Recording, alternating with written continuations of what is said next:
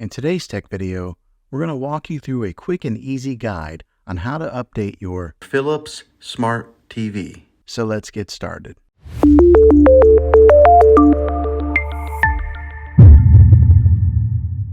Some might ask, why should you bother updating your smart TV? Well, updates often bring new features, fix bugs, and enhance overall experience.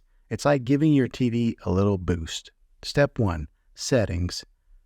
First, grab your remote and go to the Settings menu to get things started.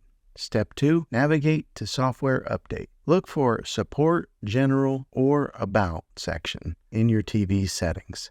Here's where you'll find Software Update or something similar. The wording is different depending on the year of your TV. Step 3. Check for updates. Once you're in the Software Update section, you'll likely see an option to check for updates or Update Now. Step 4. Downloading and installing updates. If there's an available update, your TV will prompt you to download it and install it. This might take a bit, so be patient. Step 5.